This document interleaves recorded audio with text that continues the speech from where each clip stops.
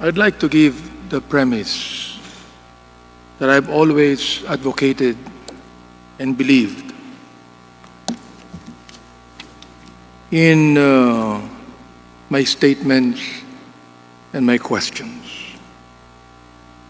There are two realities, Mr. Chair, my colleagues, in this world. We have a legal reality, we have a spiritual reality. There is a law, a natural law, Mr. Chair, that we all believe in. In fact, this is an absolute law of nature, the law of cause and effect.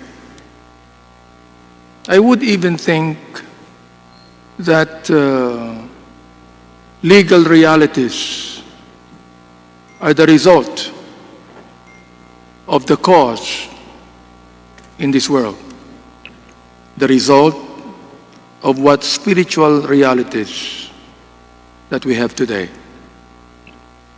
The spiritual reality I'm referring to is what the good book, the Bible says. Men love darkness, and I'm quoting now, rather than light, because their deeds are evil. So because of this spiritual reality, Mr. Chair, that men love darkness rather than light because their deeds are evil, we have these legal realities so that we can prevent men from doing evil. We have a principle in a democratic nation like ours that we are not a nation of men, but a nation of laws. We believe in the rule of law. This committee hearing, I would even want to convince myself, it's not about politics. It is about law. My decision either to support the franchise of ABS-CBN or not will not be based on personalities, will not be based on politics, but must be based on law. What I will be saying today, asking questions, are realities that we cannot avoid and we cannot get out of. I would like to cite, Mr. Chair, some provisions in the Constitution, and I would like to seek the understanding of the lawyer of ABS-CBN so that I can be enlightened on these provisions. Article 2, State Policies, Section 11. The state values the dignity of every human person and guarantees full respect for human rights. Section 13, the state recognizes the vital role of the youth in nation building and shall promote and protect their physical, moral, spiritual, intellectual, and social well-being.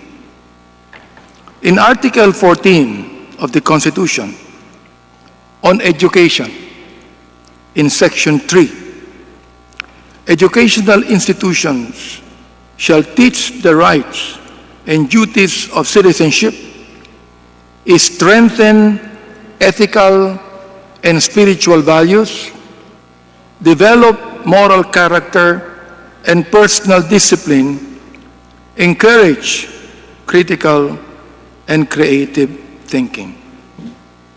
I would like the lawyer of ABS-CBN to please enlighten me, being a lawyer, on the provisions of the Constitution that I mentioned.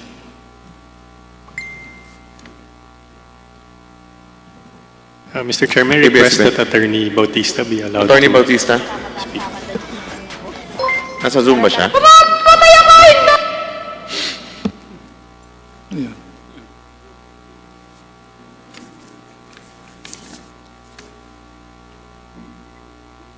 Good afternoon po sa inyo lahat. Naririnig po ba ninyo ako?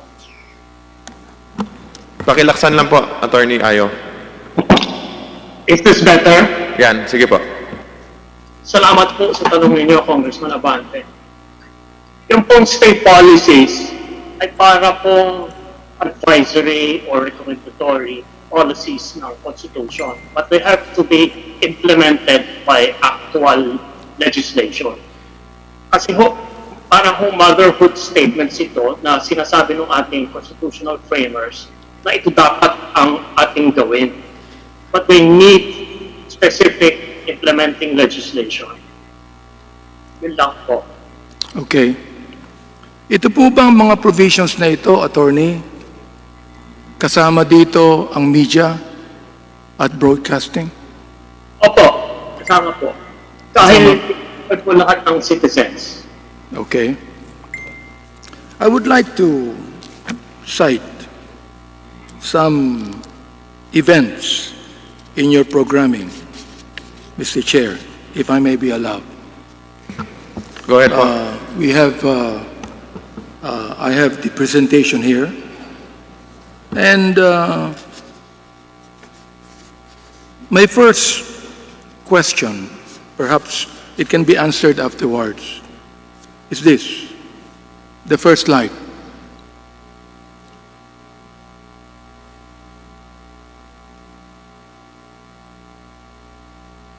I think I gave that to you.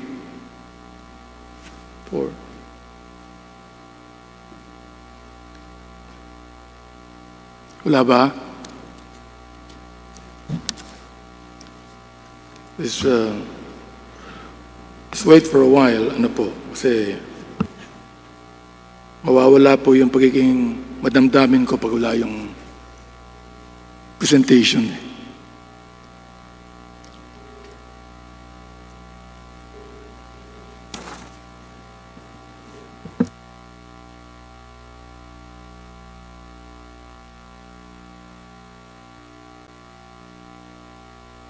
Ayan na po siya, Kong Abante.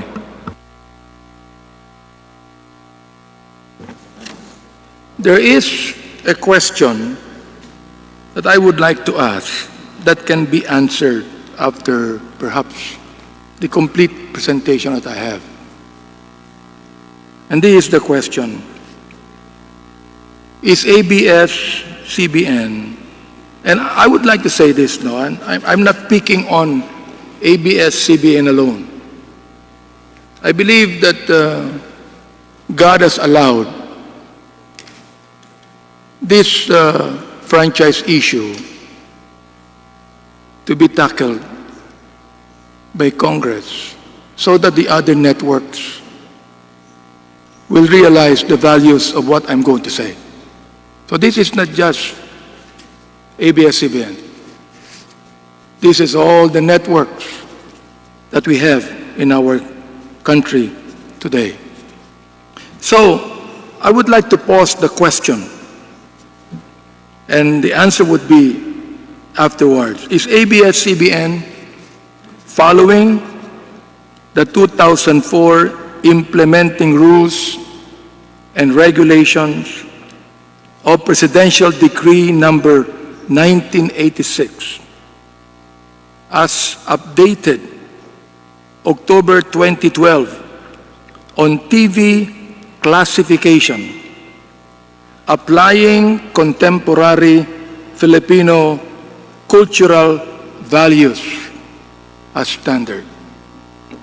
That would be the comprehensive question, Mr. Chair. Next slide.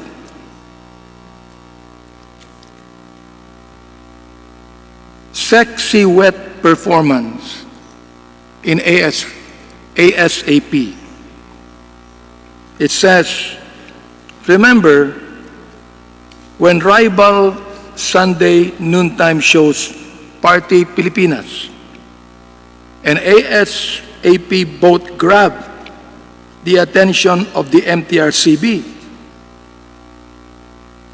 In 2013, Lavi Po and Rocco Nasino had a sensual number in Party Pilipinas while Ann Curtis performed a sexy wet performance in ASAP.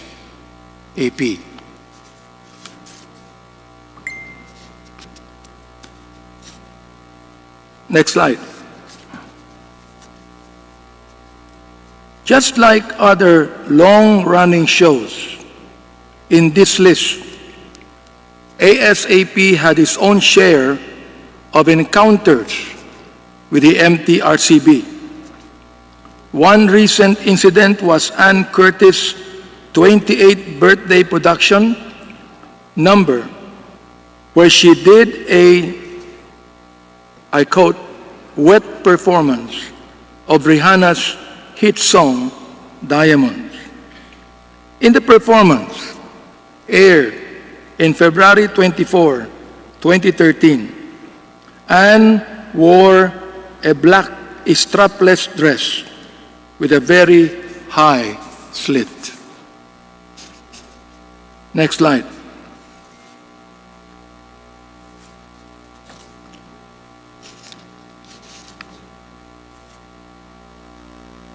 Next slide, please. In June 2014, the MTRCB imposed strict rules on Pinoy Big Brother, all in following a controversy that involved housemate Jaime Halandone posing nude for a painting. Posing nude as task in Pinoy Big Brother. Next slide, please.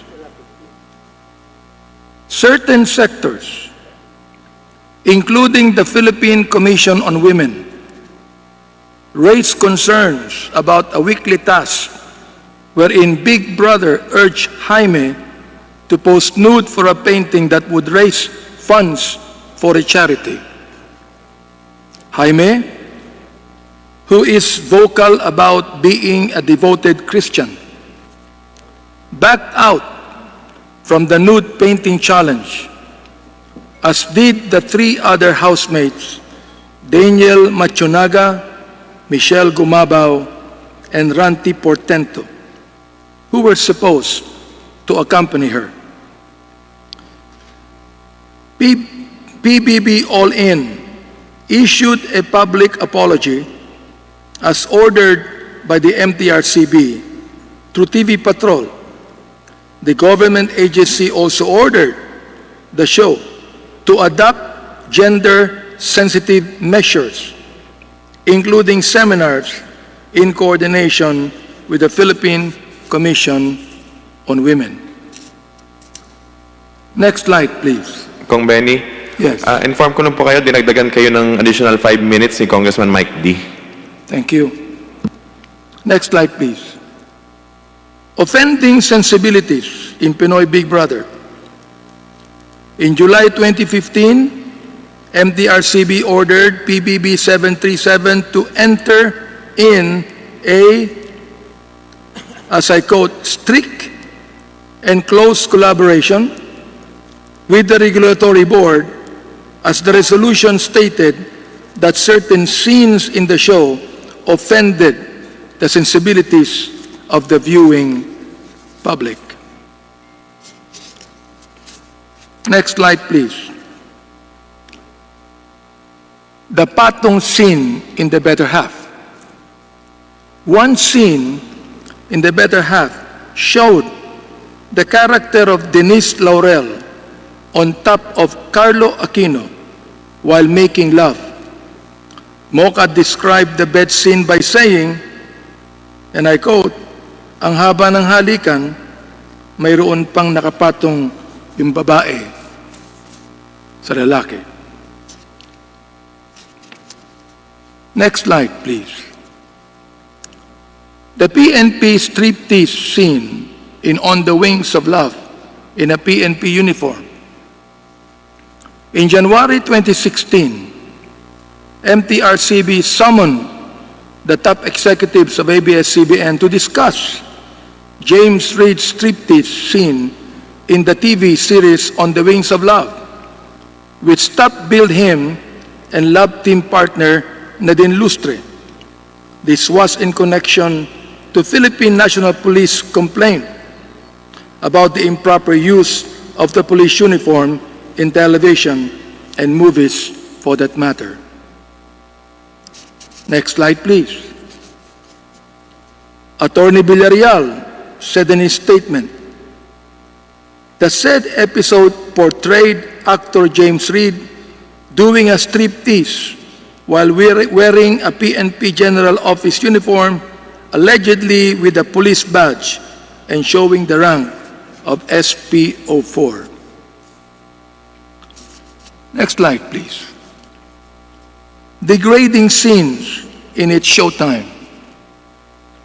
In August 2014, it was reported that MTRCB called for a mandatory conference with its Showtime's executives and host Vice Ganda for alleged offensive and degrading scenes aired in the July 28, 2014 episode of the show.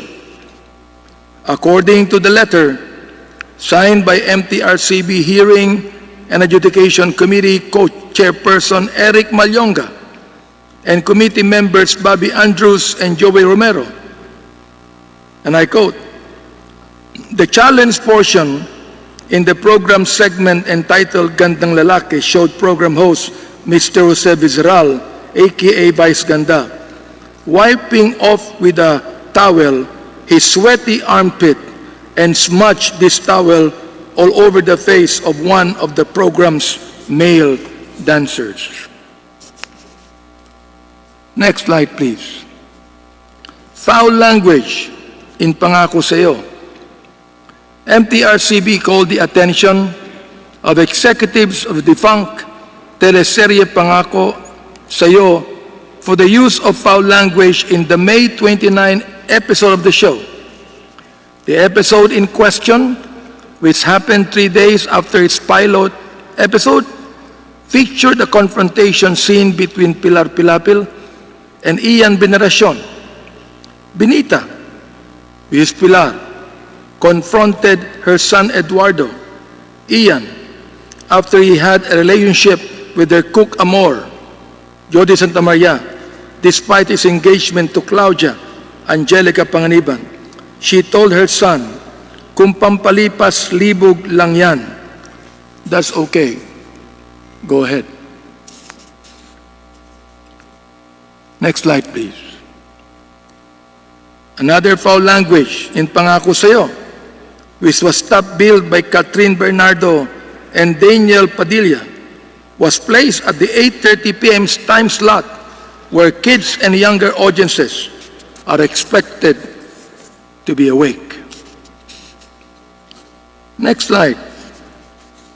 Steamy car love scene in Till I Met You. In November 2016, MTRCB called for a meeting with executives of the Jadin primetime series Till I Met You. The episodes in question were aired from October 25 to 28, 2016. Viewers filed complaints about the steamy car love scene of James and Nadine aired on October 25, as well as the bathtub scene of the Jadin love team that aired in the succeeding episodes. Next slide. While the October 25 episode carried a strong parental guidance or SPG rating, the other episodes only had a PG rating. Another picture in next slide. X-rating in Maalaala Mo Kaya. In 2012, Maalaala Mo Kaya's Cursed Beauty episode featuring Jane Onesa and Angel Aquino was initially given an X rating by the MTRCB, which means that it is not for public exhibition. This is the reason why MMK had to postpone its June 2, 2012 airing, since it was submitted again for another review to the MTRCB. The MMK episode tackled a sensitive topic, since Jane's character is a 15-year-old girl who is recurrently raped by her stepfather. Next slide. Angel's character, who played Jane's mother, reportedly assisted her live-in partner while doing the act of rape.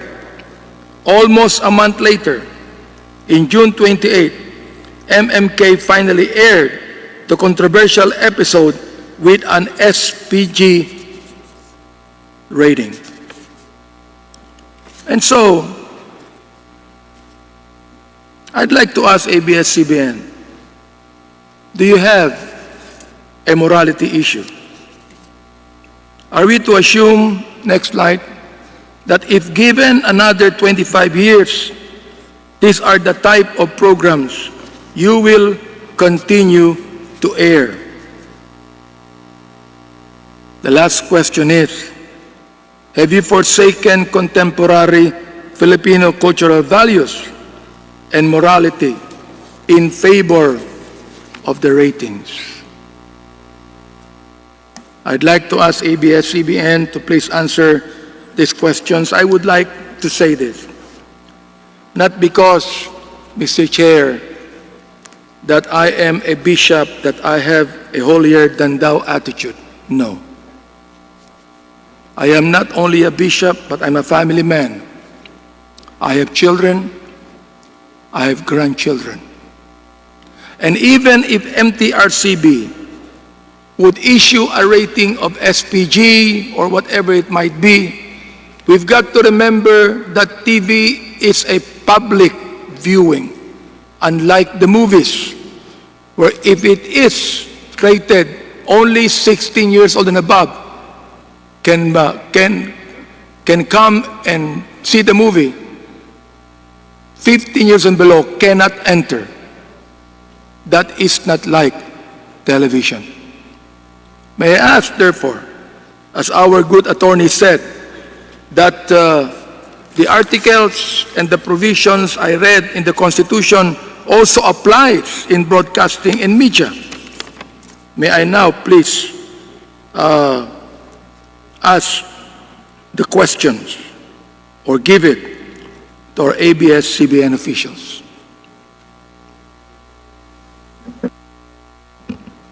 Your Honor, good afternoon po, Congressman Abante.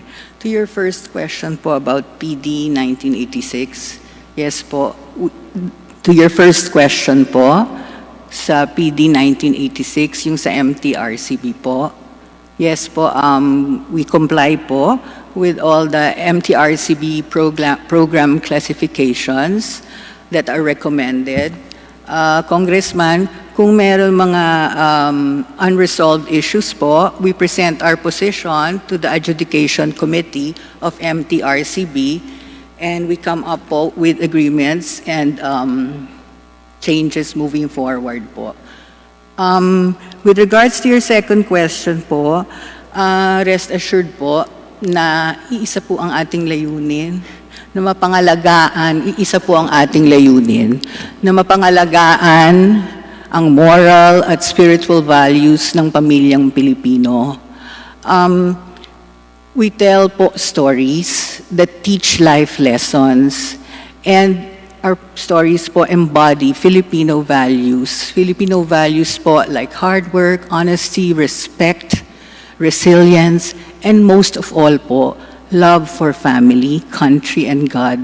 Dahil po, ang sentro ng aming mga kwento ay ang pamilyang Pilipino. Personally po, I assure you that moving forward, we will continue to be responsible content producers. that make a positive influence in the lives of the Filipino. Maganda po ang hangarin namin. We want to entertain, inspire, and give hope to the Filipino audience. If there are infractions po, we correct them right away, and definitely po, we apologize to our audiences. Yun lang po, Mayor, Congressman Abante.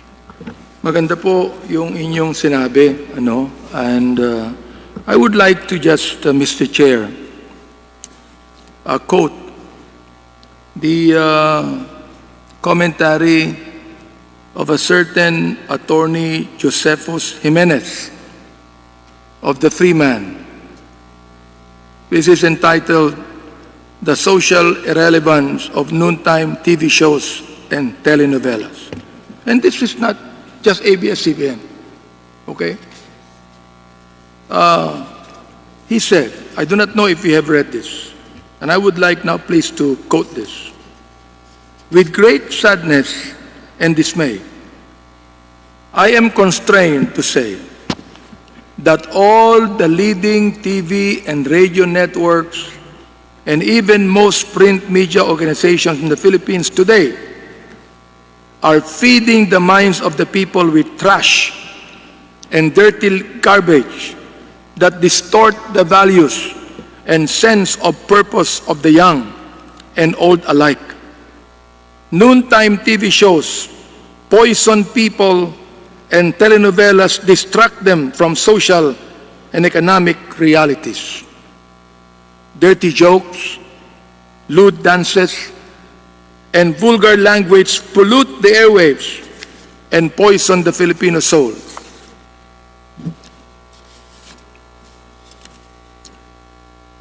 Influence the formation of a national thought, culture, and paradigm. And that is how powerful the media is. In the Philippines, most of this media are just in it for the money. They don't have any sense of patriotism or love of country. It is pure business for them. All they are after are ads, circulation, and to some even envelopmental journalism, being bribed to push a selfish or insidious advocacy. They don't think of the larger implications of what they publish to the long-range strategies and objectives of the nation. What the people see and hear reflect the kind of nation we have. The print and broadcast media here in the Philippines, and in fairness, in many other third world countries, are fixated on making money through ads to fuel consumerism and market liberalism, disregarding the loftier purposes of value formation to build a strong nation and a people of a sturdy character and values. The national government agencies that regulate print and broadcast media are either manned by incompetent executives who are political appointees without a noble purpose, or being bribed not to censor or suspend erring practitioners and network. Noontime shows that propagate the people's culture of mendicancy. The host gives money and jackets, all of those things. So I would like to ask the ABS-CBN, just like what Attorney Jimenez here, Josephus Jimenez asked. Ang sabi niya rito my question is simple. What is the social relevance of all this? What are the redeeming social values? He further said, I have a very high respect for Boy Abunda. He is one of the more sensible TV hosts. Which include Karen Davila, Ted Filon, and Tina Monsoon Falma. But Boy Abunda's hackneyed questions, and I quote, sex, or chocolate? Lights on or lights out? The best time of the day to have sex. Irritate me. Ang sabi ni Attorney Jimenez. What do these questions have to do with building a strong value system and national character for our nation and people?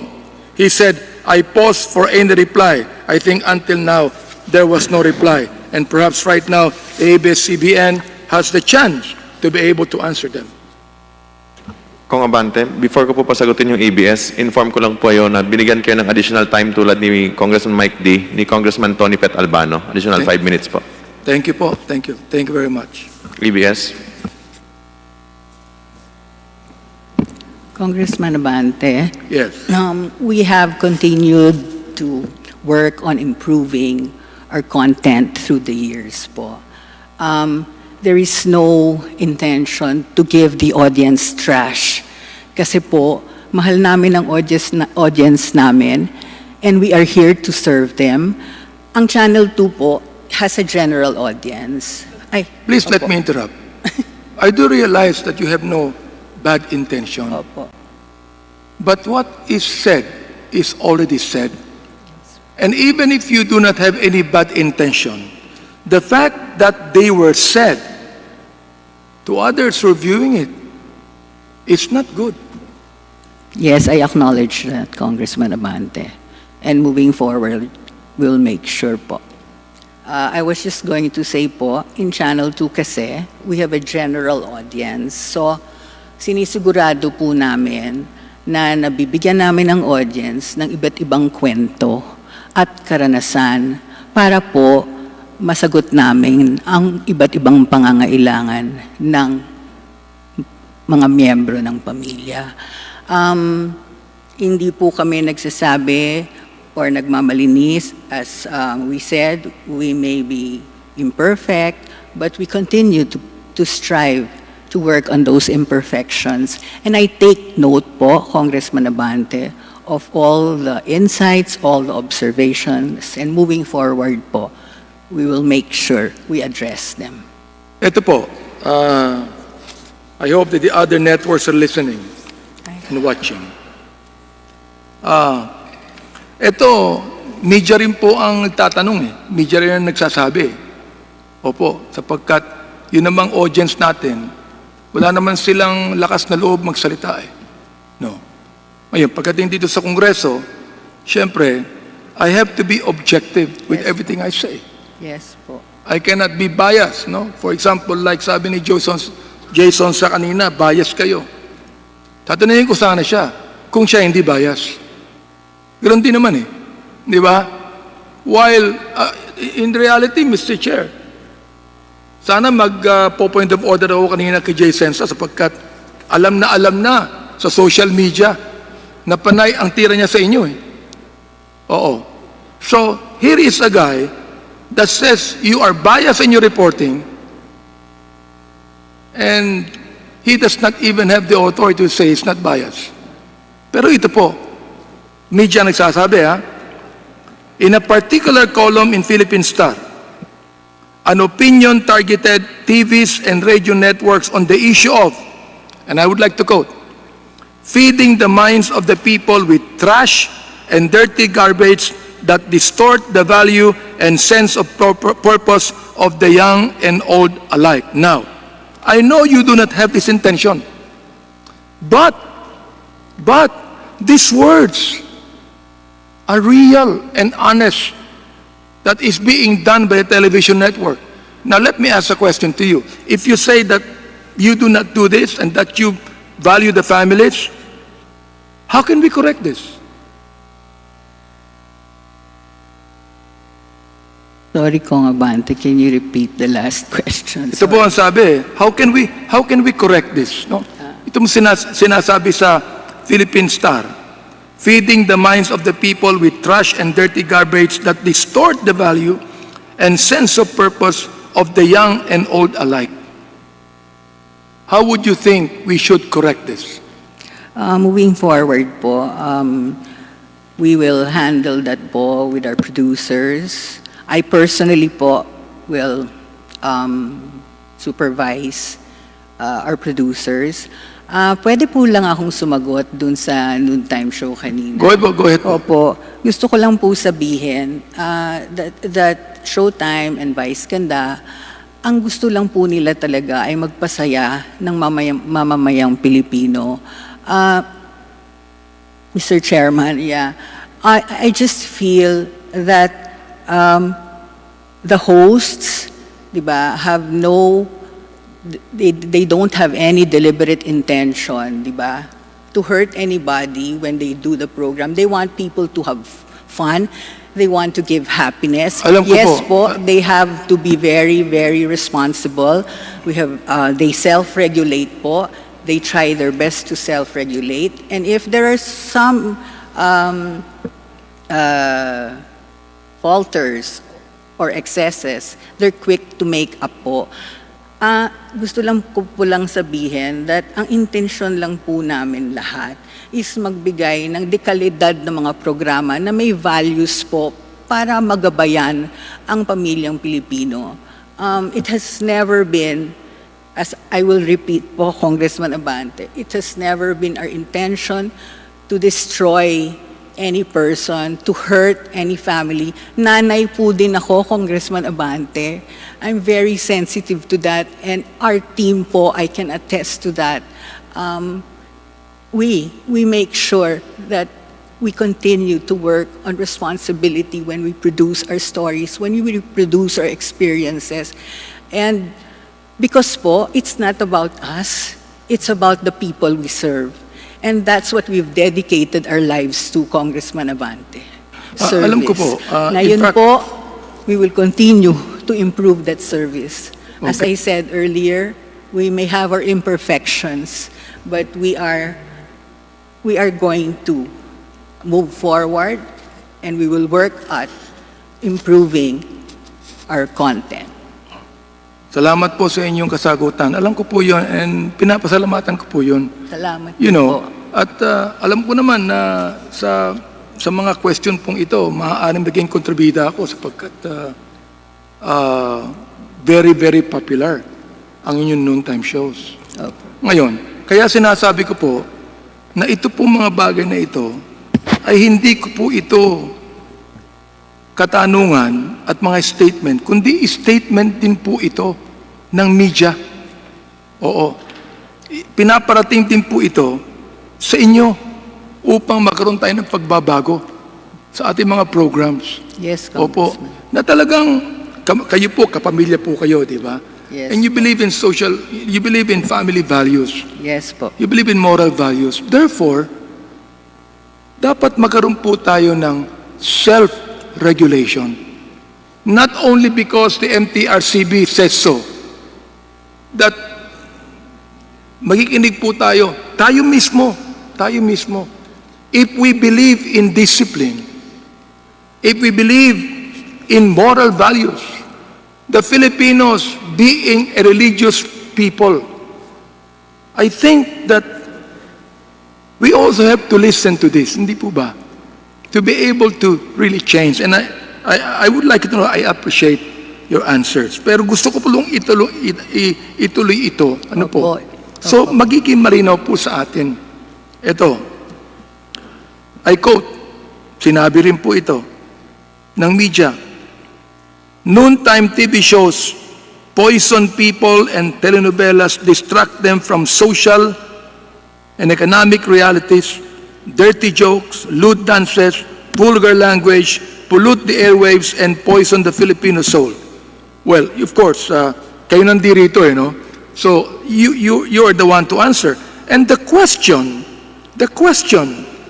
of the columnists, which I now propound to you, is this. What is the social relevance of all this? Meron po ba? Meron po ba o wala? Meron po, Congressman. Unang-una po, I just would like to say that yes, we practice self-regulation po. And everybody in our team knows that po. We do not allow that kind of language in our programs po.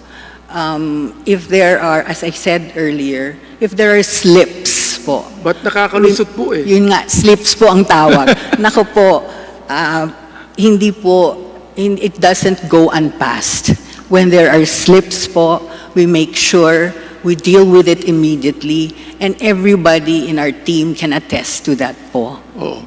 Therefore, wala po talaga itong social relevance. Kasi for example, you want to have an honest show. Oh, rape scene po ito.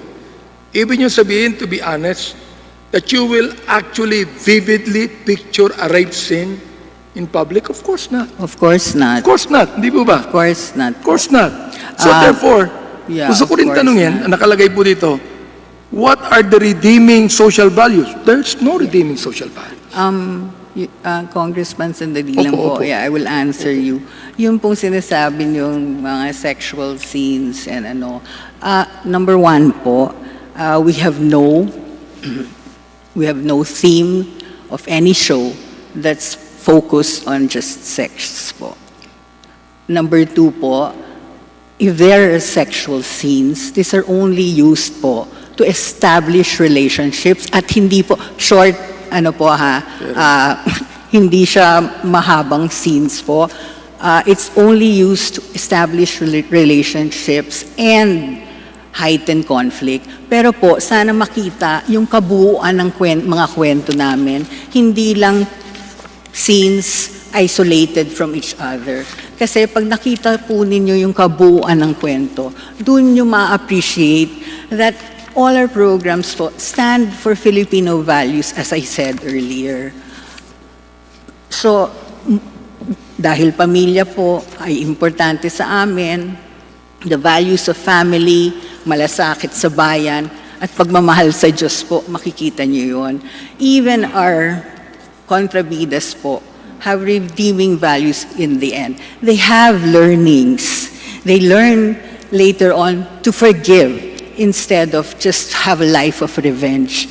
Marami pong lessons na ganun na even the kontrabidas po learn towards the end. And that's the redeeming value po. So, we also work, as I said, when we have life lessons in our programs, that's our way po of giving inspiration, of giving our simple life lessons to the audiences. Ang mga lessons po na wag mawawala ng pag-asa, kumapit po sa Diyos, work hard and make sure, di ba, that what you do is for the good of others. Marami po kaming lessons po sa aming mga kwento, pero sana po, imbis na specific scenes lang po ang makita natin. Sana ma-appreciate natin, Mr. Chairman at Mr. Congressman Abante, yung kabuuan ng programa at yung nadadala at nadudulot niyang inspirasyon at pag-asa sa aming mga manonood. Yun lang po. Naniniwala po ako doon sa kabuuan. Kinakailangang i-judge ang isang program sa kabuuan. Pero pag nagpapakita po ron sa kabuuan ng patong scene, kahit po kayong nanay, hindi niyo papayagan eh. Hindi po ba? Ayan, pinakita ko sa inyo po yung patong scene. Ay, opo. Pinakita ko sa inyo yung torrid lips-to-lips kissing. Mr. Chair, my colleagues, I believe that many of your shows give realities and true stories of Filipino experiences. Pero pag mayroon na po itong tinatawag na torrid kissing scenes in public, napapanood kahit ng mga bata. No, meron po, pinakita ko sa inyo. Oh, ang hirap lang ng MTRCB, saka kayo bibigyan ng warning na ipalabas na eh. I think that you ought to change that. I think we have the MTRCB, Mr. Chair, isn't it? And I will be asking them also some questions that they ought to realize. For example, like yung patong scene sa Better Half. Naipalabas yun eh. Hindi naman po nakikita ng audience yung kabuuan. Nakikita po nila yung mga titillating scenes eh. Why? Sasabi ko nga sa inyo, the spiritual reality of human nature. That's why we are a nation of laws and not of men. Ano po? Now, ito po ha, nakalagay. And I would like to ask the MTRCB to answer me on this.